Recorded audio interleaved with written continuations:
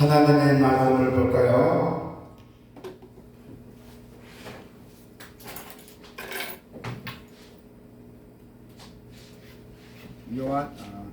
요한복음 1장의 29절부터 42절, 요한복음 1장의 29절부터 42절, 자 29절부터 같이 하나님 말씀을 합니다. 1장의 29절부터 42절입니다. 자 29절. 이튿날 요한이 예수께서 자기에게 나아오심을 보고 이르되 보라, 세상 죄를 지고 가는 하나님의 어린 양이로다. 내가 전에 말하기를 내 뒤 오는 사람이 있는데 나보다 앞선 것은 그가 나보다 먼저 계심이라 한 것이 이 사람을 가리킴이라. 나도 그를 알지 못하였으나 내가 와서 물로 세례를 베푸는 것은 그를 이스라엘에 나타내려 함이 하니라. 요한이 또 증언하여 이르되 내가 봄에 성령이 비둘기같이 하늘로부터 내려와서 그의 위에 머물렀더라. 나도 그를 알지 못하였으나 나를 보내어 물로 세례를 베풀라 하신 그이가 나에게 말씀하시되 성령이 내려서 누구 위에든지 머무는 것을 보거든 그가 곧 성령으로 세례를 베푸는 이인 줄 알라 하셨기에 내가 보고 그가 하나님의 아들이심을 증언하였노라 하니라. 또 이튿날 요한이 자기 제자 중 두 사람과 함께 섰다가 예수께서 권위심을 보고 말하되 보라, 하나님의 어린 양이로다. 두 제자가 그의 말을 듣고 예수를 따르거늘 예수께서 돌이켜 그 따르는 것을 보시고 물어 이르시되 무엇을 구하느냐 이르되 랍비여 어디 계시오나이까 하니 랍비는 번역하면 선생이란 뜻입니다. 예수께서 이르시되 와서 보라. 그러므로 그들이 가서 계신 데를 보고 그날 함께 거하니 때가 10시쯤 되었더라. 요한의 말을 듣고 예수를 따르는 두 사람 중에 하나는 시몬 베드로의 형제 안드레라. 그가 먼저 자기의 형제 시몬을 찾아 말하되 우리가 메시아를 만났다고 하고 메시아는 번역하면 그리스도라. 데리고 예수께로 오니 예수께서 보시고 이르시되 너가 요한의 아들 시몬이니 장차 게바라 하리라 하시니라. 게바는 번역은 베드로라. 아멘. 자, 예수님을 아는 게 여러분들에게 힘이에요. 힘. 예수님을 알아간다는 것은 그분이 과연 누구신지, 그분이 우리에게 어떤 의미인지를 깨닫는 과정이고 또 영적 여정의 핵심입니다. 오늘 본문의 말씀은 우리가 예수님을 구원자로 알아가는 과정을 단계적으로 보여주는 모습입니다. 그래서 때레 요한이 증언으로 시작으로 제자들이 예수님을 따르게 되는 과정을 통해서 우리 역시 어떻게 예수님을 하나님의 어린 양으로 받아들이고 그분을 따라하는지 우리가 배울 수가 있습니다. 오늘 본문을 통하여 우리는 많이 배워야 됩니다. 요한이 요단강에서 사람들에게 세례를 베풀던 중 예수님이 자신에게 나와오시는 것을 보고 세상 죄를 지고 가는 하나님의 어린 양이라고 선언했던 것입니다. 할렐루야. 그동안 자신이 예언에서 온 분이 바로 이분이라고 증언했던 것입니다. 자, 29절 30절에 보니까 그죠? 이튿날 요한이 예수께서 자기에게 나오심을 보고 이르되 보라, 세상 죄를 지고 가는 하나님의 어린 양이로다 하잖아요. 내가 전에 말하기를 내 뒤에 오는 사람이 있는데 나보다 앞선 것은 그가 나보다 먼저 계심이라 한 것이 이 사람을 가리킴이라 했어요. 요한이 이러한 깨달음은 인간의 노력으로 얻는 것이 아닙니다. 하나님의 은혜로 주어지는 것이에요. 할렐루야. 그래서 예수님을 세상 죄를 죽어가는 어린 양으로 알아보는 것은 주님의 영적 눈을 열어 주셔야만 가능하게 보입니다. 영적이 없으면 절대 못 봅니다. 영적 눈이 열려서 하나님의 깊은 진리를 깨닫게 되기를 축원합니다. 요한이 세례를 베푼 목적은 예수님을 이스라엘에 나타내는 것이었어요. 나도 그를 알지 못하였으나 내가 와서 물로 세례를 베푸는 것은 그를 이스라엘에 나타내려 함이니라 하니라 하잖아요.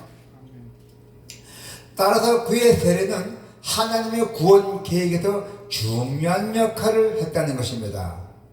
그래서 세례를 통해서 백성은 마음은 정결케 하며 또 메시아를 맞이할 준비를 했던 것이에요.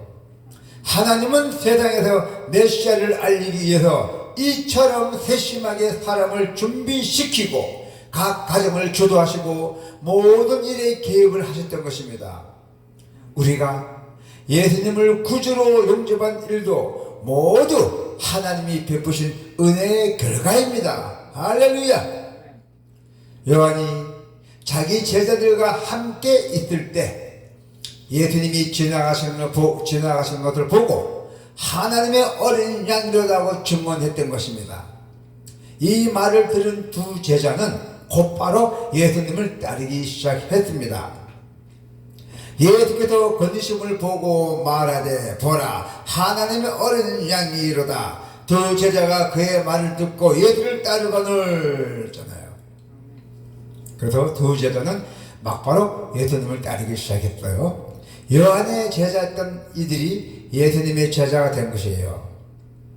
예수님을 하나님의 어린 양으로 믿는 사람은 새로운 시작을 위해 떠남을 각오해야 합니다. 예수님을 믿는다는 것은 새로운 마음 갖고 새롭게 시작을 해야 된다는 것이에요. 이 떠남이란 뜻은 물리적 장소와 더불어 과거의 가치관과 그리고 생활 방식에서 떠나는 것을 다 포함되어 있어요. 예수님을 따른다는 것은 이전의 삶, 옛날에 살던 삶을 다 벗어나서 이제는 새 길을 걷는다는 뜻입니다. 새롭게 산다는 것입니다. 그래서 두 제자는 예수님의 겉에서 구분과 교제했어요. 두 제자가 예수님과 같이 교제를 했어요. 말통하고. 그래서 예수께서 이르시되 와서 보라. 그러므로 그들이 가서 계신 데를 보고 그날 함께 거하니 때가 10시쯤 되었더라. 예수님께서 두 제자를 불렀잖아요. 불러갖고 뭐라 했어요? 보라. 나하고 대화했잖아요. 얼마나 축복받았어요? 네. 그래서 예수님의 제자라서 그분이 깊이 알아갈 때 주님과 시간을 보내며 교제하는 것은 매우 중요합니다. 큰 축복을 받은 겁니다. 이 두 제자가. 여러분도 그렇게 되시기를 바랍니다. 아멘. 우리는 기도, 말씀, 묵상 그리고 교회 공동체에서 친밀한 교제를 통해서 예수님과 지속적으로 교제해야 돼요. 누가 어떻게 교제해야 돼요? 기도, 말씀, 묵상 아주 친밀한 교제를 통해서 예수님과 지속적으로 교제해야 한다는 것입니다. 아멘. 주님과 보내는 시간이 많아질수록 우리는 그분을 더 깊이 이해하고 더 친밀하게 교제할 수가 있다는 것입니다. 아멘. 자, 그래서 예수님을 따라 나선 두 제자 중 한 명은 안드레입니다. 안드레는 형제 시몬을 찾아가서 메시아를 만났다고 말합니다. 그가 베드로를 주님께 데려갔을 때 주님은 벌써 그에게 게바라는 별명을 지어주셨어요. 그가 먼저 자기 형제 시몬을 찾아 말하되 우리가 메시아를 만났다고 하고, 메시아는 번역하면 그리스도입니다. 그리고 데리고 예수께로 오니 예수께서 보시고 이르시되 너가 요한의 아들 시몬이니 장차 개바라 하리라 하시니라 하잖아요. 벌써 이 데리고 왔을 때 예수님께서는 미리 그 나무 밑에서 다 봤대요. 다 알고 있었어요. 자, 그래서 주님과 시간을 보내고 확신해서 참 안드레는 지체 없이 형제를 이끌었고 또 이끌어온 베드로는 사랑과 축복의 새 이름을 받았잖아요. 개발한 이름. 네, 주님이 이름 직접 지어줬대요. 얼마나 축복받은 분입니까? 성도가 주님께서 충성하는 힘은 예수님이 메시아이심을 아는 그 확신에서 나옵니다. 이분이 진정한 메시아라는 걸 우리가 영접할 때 그 확신에서 나온다고 했어요. 그래서 주님을 아는 것이 가장 큰 능력이에요.